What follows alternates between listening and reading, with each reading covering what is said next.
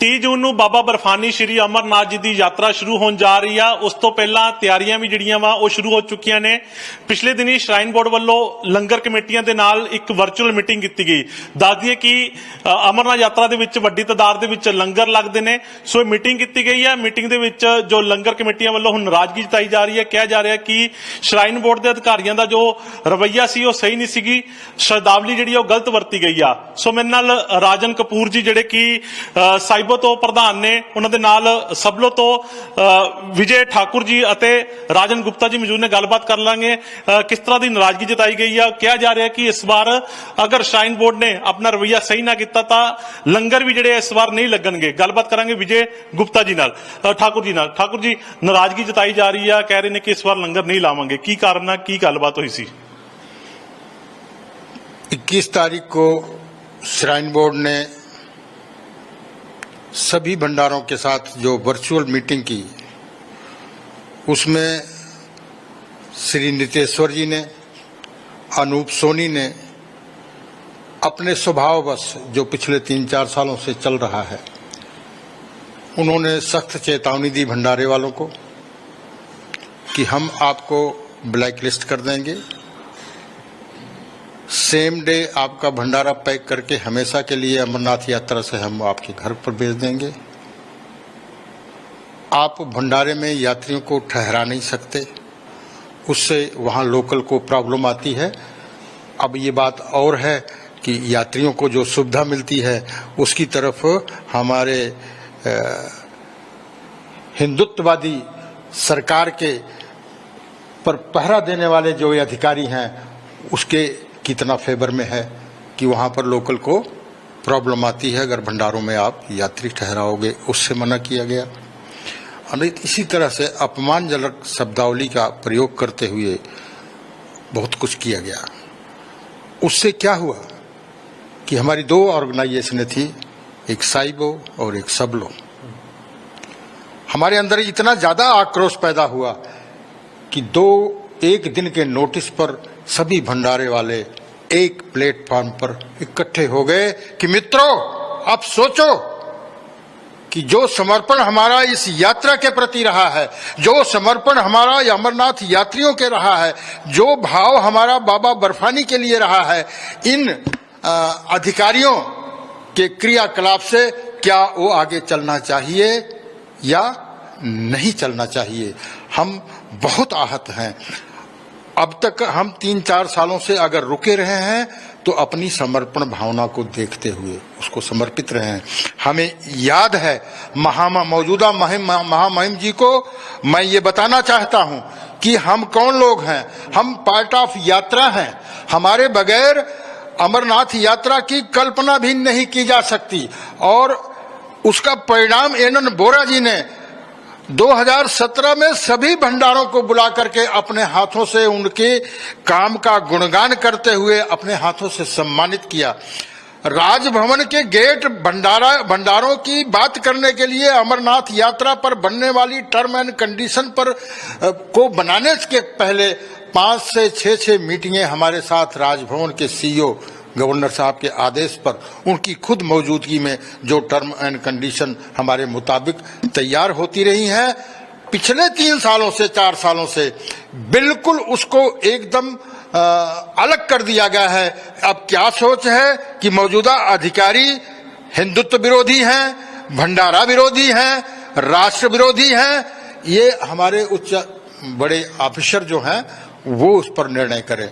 और एक बहुत बड़ी बात उस दिन ये कहा गया कि हम होम मिनिस्ट्री के तहत काम कर रहे हैं, तो हम क्या ये सोचें कि ये सारा काम होम मिनिस्ट्री के इशारे पर हो रहा है?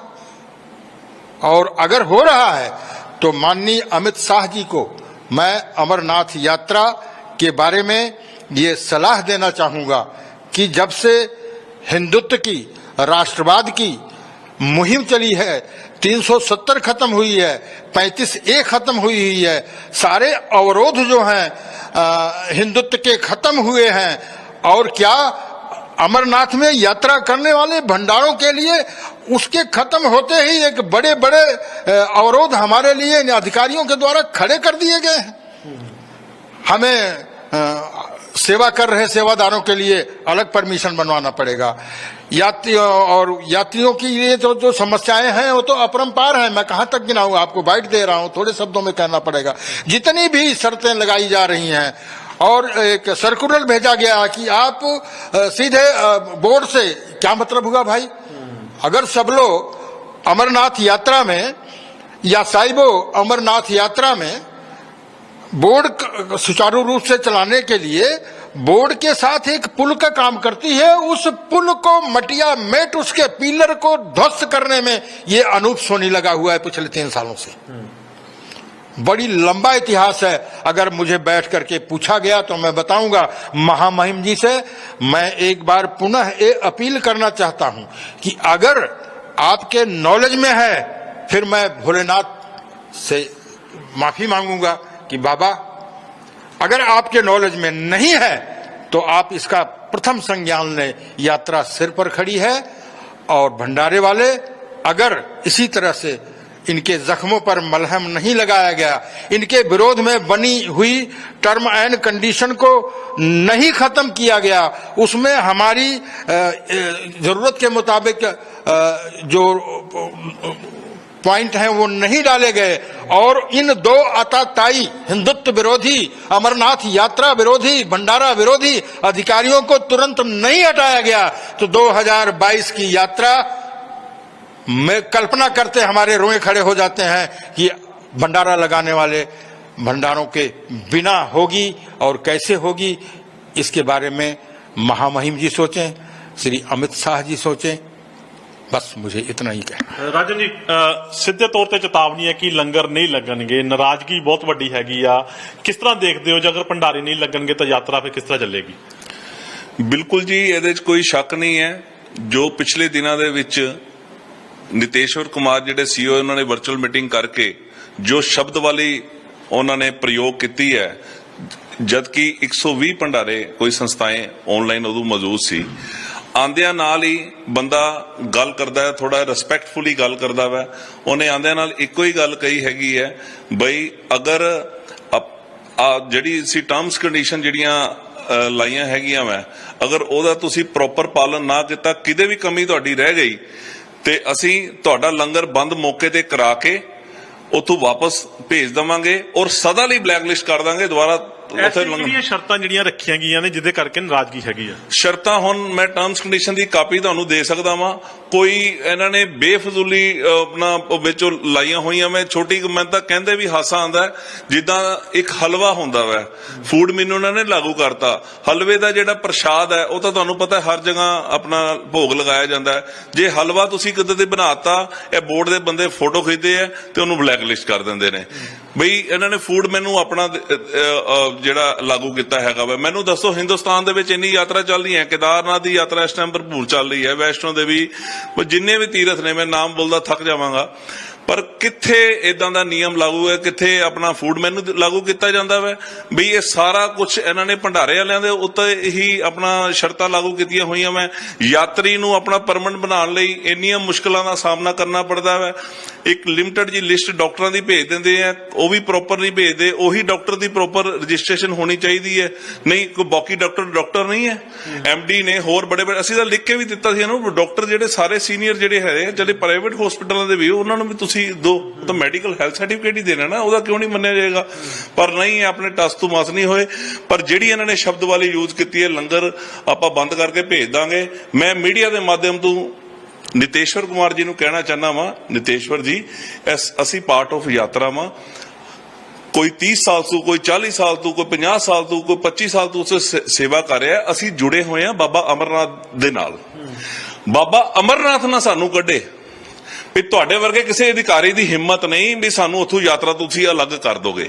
ਮੈਂ ਇਹ ਪੂਰਨ ਵਿਸ਼ਵਾਸ ਦੇ ਨਾਲ ਕਹਿ ਰਿਹਾ ਵਾਂ।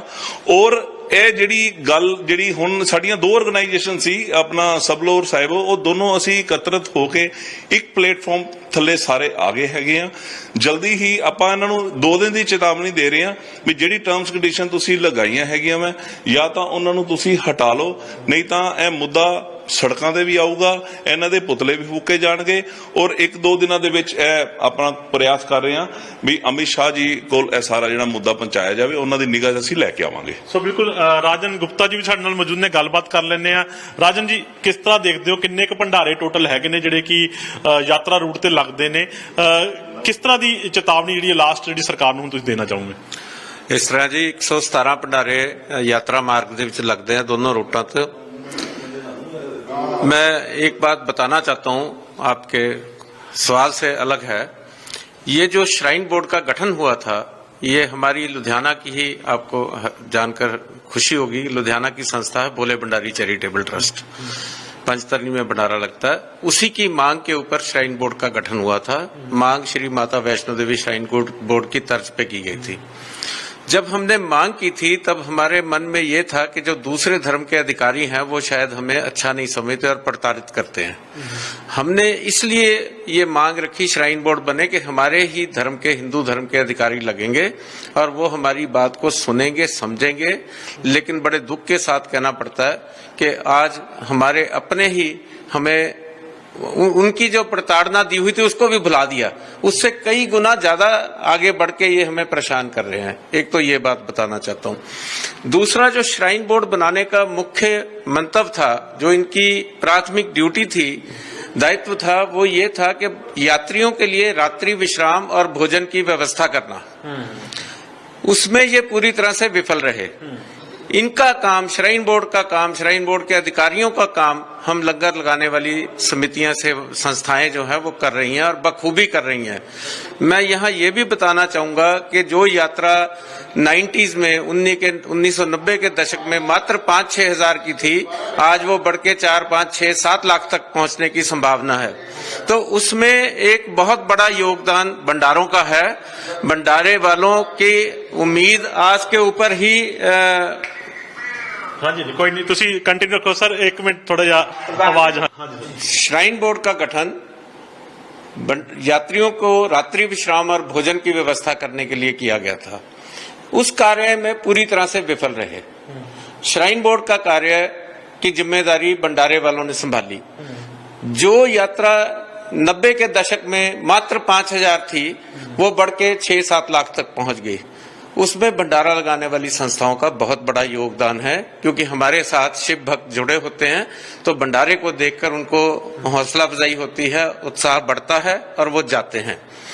श्राइन बोर्ड के कुछ अधिकारी पूरे श्राइन बोर्ड को और केंद्र सरकार को बदनाम करने में लगे हुए हैं, अपनी गलत हरकतों से एक गलत संदेश देके कि हम भंडारा विरोधी हैं, हम यात्रा विरोधी हैं। ये अपने कृत्यों से जो महान कार्य भंडारा संस्थाओं द्वारा किया जा रहा है उसको छोटा करके पेश करने का प्रयास कर रहे हैं, और ऐसा लगता है कि शायद इनका मंतव्य यही है, छिपा हुआ मकसद यही है कि भंडारे वालों को इतना तंग करो, इतना जलील करो, इतना बेइज्जत करो कि वो अपने आप ही भंडारा लगाना छोड़ दे। आखिर तो हर एक संस्था में, व्यक्ति में आत्मसम्मान तो होता ही है ना, तो इतनी चोट पहुंचाओ कि ये खुद ब खुद ही कह दें कि हम नहीं है। वितकरा रहा, फिर अगे की रहेगा? हुण भंडारिया ने की सोचा, की चेतावनी देना चाहते हैं? जैसा कि आपको प्रधान जी ने बताया, विजय ठाकुर जी ने, राजन कपूर ने बताया कि एक 11 सदस्यीय ज्वाइंट एक्शन कमेटी बनाई जाएगी, और जो वो निर्णय लेगी वो सभी सदस्यों को मान्य होगा। ऐसा प्रस्ताव हमारी वर्चुअल मीटिंग में पास हो चुका है। अब श्राइन बोर्ड ये गलतफहमी निकाल दे कि 2 संगठन हैं, हम डिवाइड करेंगे, रूल करेंगे, वो जमाना अब लग गया। इस मुद्दे के ऊपर श्राइन बोर्ड का जो बर्ताव है भंडारों के प्रति, इस विषय के ऊपर दोनों संगठन, या यूं कहो सभी भंडारे एकत्रित हो गए हैं और लामबंद हो गए हैं, इकट्ठे होकर मुकाबला करेंगे। सो बिल्कुल एक ही प्लेटफार्म ते जिहड़े आ भंडारे आ चुके ने। सो सरकार नूं सीधी चेतावनी दे रहे ने, श्राइन बोर्ड नूं सीधी चेतावनी दे रहे ने, अगर किसी तरह की कोई दिक्कत आई तां लंगर जिहड़े ने इस बार नहीं चलणगे। सो कहना चाह रहे ने राजन जी, कुछ सर की कहना चाह रहे हो? मैं आपको ये बताना चाहता हूं कि हम जो हमारा ब्रॉडली जो डिसीजन हुआ है अभी तक वो ये है कि एक बार श्राइन बोर्ड को मौका दिया जाएगा उसके अधिकारियों को कि वो अपने जो उन्होंने गलत कार्य किया उसको ठीक करें। अगर उन्होंने नहीं किया तो मजबूरन हमें कुछ कड़े फैसले लेने पड़ सकते हैं जो हमारी 11 सदस्यीय समिति लेगी। ਸੋ ਬਿਲਕੁਲ ਕੜੇ ਫੈਸਲੇ ਜਿਹੜੇ ਨੇ ਉਹ ਮੇਰੇ ਖਿਆਲ ਲੈ ਵੀ ਲਿੱਤੇ ਗਏ ਨੇ। ਜਿਵੇਂ ਪ੍ਰਧਾਨ ਜੀ ਨੇ ਦੱਸਿਆ ਕਿ ਅਗਰ ਇਸੇ ਤਰ੍ਹਾਂ ਸ਼ਾਈਨ ਬੋਰਡ ਦਾ ਵਿਤਕਰਾ ਰਿਹਾ ਤਾਂ ਲੰਗਰ ਜਿਹੜੇ ਨੇ ਇਸ ਵਾਰ ਨਹੀਂ ਲਗਾਏ ਜਾਣਗੇ, ਯਾਤਰੀਆਂ ਤੋਂ ਮਾਫੀ ਮੰਗੀ ਜਾਏਗੀ, ਬੋਲੇ ਬਾਬਾ ਤੋਂ ਮਾਫੀ ਮੰਗੀ ਜਾਏਗੀ। ਸੋ ਸਿੱਧੇ ਤੌਰ ਤੇ ਕਿਹਾ ਕਿ ਸ਼ਾਈਨ ਬੋਰਡ ਇਸ ਤੇ ਇੱਕ ਵਾਰ ਵਿਚਾਰ ਕਰ ਲਵੇ, ਨਹੀਂ ਤਾਂ ਆਉਣ ਵਾਲੇ ਸਮੇਂ 'ਚ ਸਖਤ ਐਕਸ਼ਨ, ਜਿੱਥੇ ਪੁਤਲੇ ਸਾੜੇ ਜਾਣਗੇ ਸ਼ਾਈਨ ਬੋਰਡ ਦੇ ਉੱਥੇ ਨਾਲ ਦੀ ਨਾਲ ਸੜਕਾਂ ਤੇ ਉਤਰ ਕੇ ਪ੍ਰਦਰਸ਼ਨ ਵੀ ਕੀਤੇ ਜਾਣਗੇ। ਕੈਮਰਾਮੈਨ ਰਕੇਸ਼ ਦੇ ਨਾਲ ਨਰਿੰਦਰ ਮਹਿੰਦੂ, ਜਗਬਾਣੀ ਟੀਵੀ, ਲੁਧਿਆਣਾ।